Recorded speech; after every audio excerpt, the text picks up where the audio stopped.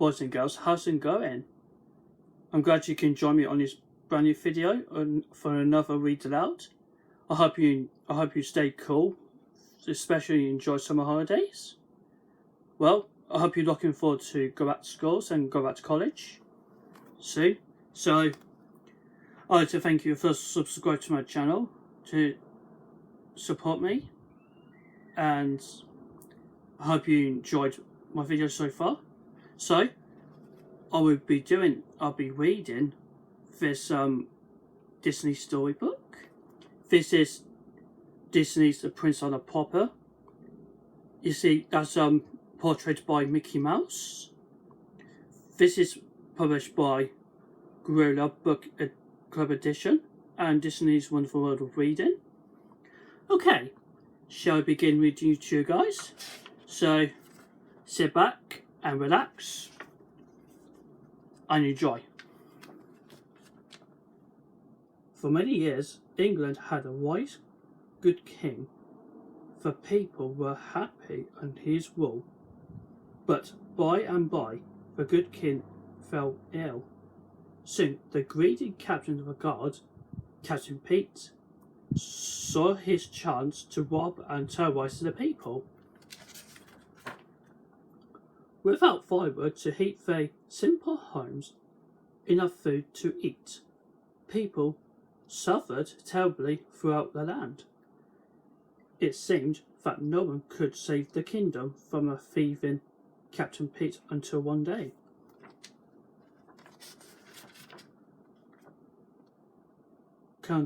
Fresh kindling called Mickey.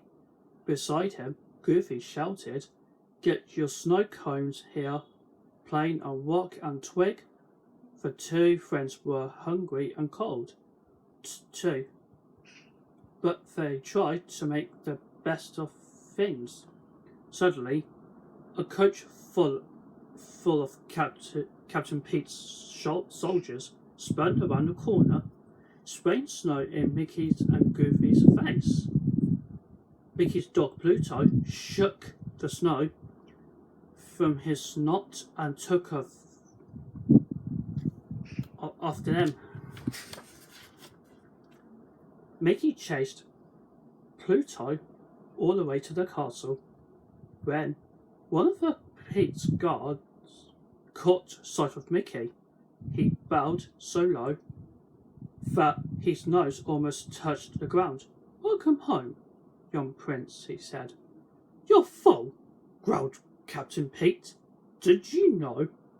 The prince is still up in his room.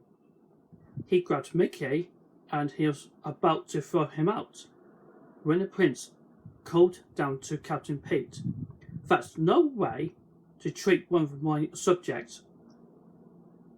Unhand the lad and send him up to me." As Mickey tried to find the prince's room, he stared at the luxurious castle furnishings. He was so busy looking around that he forgot to watch when he was going.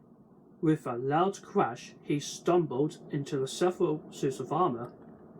Just then, the prince appeared. He was about to greet Mickey when their helmets toppled onto each other's heads. Mickey and the prince pulled their helmets and gasped.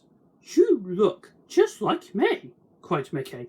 No, cried the prince. "You mean you look just like me, exactly like me." Then the prince had an idea. "I could take your place for just one day. I'm tired of being a prince," he said.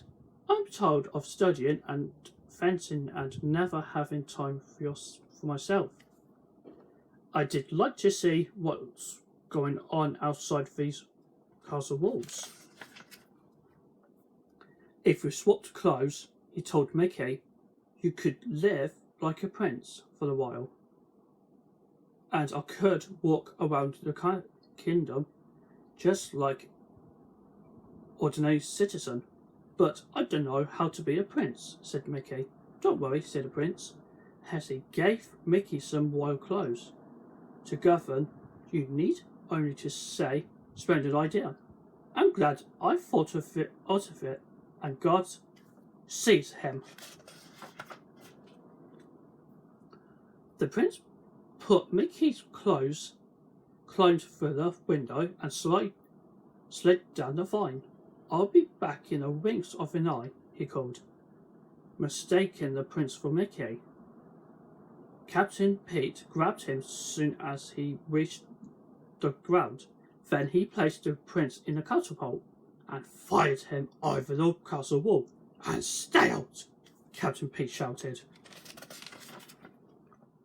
The prince landed on his face in the snow, and Goofy and Pluto ran over to help him out. As soon as Pluto sniffed the prince, he knew it wasn't his master, Mickey. So Pluto trot off to the castle gate to wait for the real Mickey. "Gosh, Mickey!" cried Goofy. "You shouldn't jump over the walls and land on your face like that. You could get hurt." Of course, the prince had no idea who Goofy was. "I'm Goofy, remember," said Mickey's friend. "So I see, my good man," the prince mumbled. "But I really must be going. Ta-ta." Now Goofy was really confused. Mickey had certainly never talked this way before. Once the prince managed to get away from Goofy, he began to enjoy his new surroundings. What a nice little place," he said to himself. "I really must try to come here more often." The prince was enjoying his walk when he spotted a little dog, because he never had a pet before. He thought it would be fun to play with a little fellow, but the little dog had a bigger friend. Who thought chasing the prince was even more fun? Back at the castle, Mickey was quietly becoming bored with the life of a prince. He didn't like spending his day taking all these lessons, not when he could be eating instead. Mickey licked his lips as Donald, the prince's butler, carved a giant turkey. Mickey was about to help himself, but Donald pushed him away. Your Highness," said Donald. "Not yet. Remember, I have to taste it first. What if one of your enemies is trying to poison you?" "What enemies?" said Mickey. But Donald didn't answer. His mouth was too full, and before Mickey could get the taste, Donald gobbled up everything on the platter. Outside the castle, the Wind Prince quickly discovered the greatest enemies of the townspeople were the king's own soldiers. Captain Pete had been ordering his men to sell everything they could carry. The prince was worried. As your prince, I command you to give back everything that you have stolen," he declared. "Prince?" scoffed the soldier. "Oh, I get it. You forgot to wear your crown today," he said, as he clubbed the prince with a pumpkin. "Has that for a crown?" Then the prince remembered something. "I can prove I am a prince," he shouted. He showed them his royal ring, the only thing he had brought from the castle. Everyone bowed before the prince when they saw it, even a soldier who had a cart of stolen food. "It is the prince," he cried. The prince quickly took charge of his food and began to give it back to the hungry people. He handed out a loafers of bread, chicken, sausages, and hams, until the food had been returned. "Hooray for the prince!" shouted a happy crowd. Not everybody was happy about the prince's kindness, least of all Captain Pete's spies, who went off to tell him about what the prince was up to. Pete quickly found the prince and had him thrown into the castle dungeon.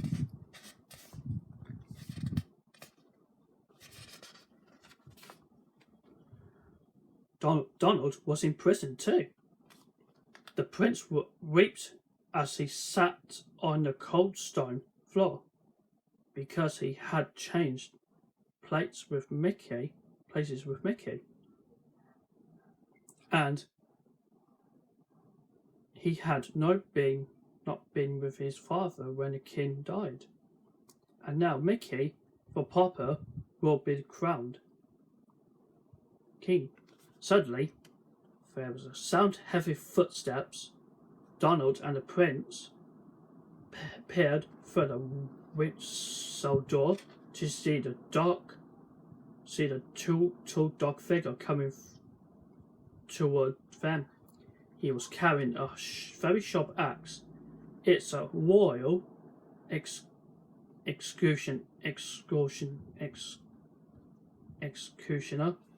gasped MacDonald. "Captain Prince must have sent him." The prince and Donald shuddered as the executioner approached. To their great surprise, he tripped on his long robe and knocked the guards unconscious with the side of his axe. "Gosh, I'm sorry," cried Goofy. As he pulled off his hood, Donald grabbed the keys from Goofy and unlocked the door. Meanwhile, Captain Pete continued his evil plan. He was forcing Mickey to become a new king.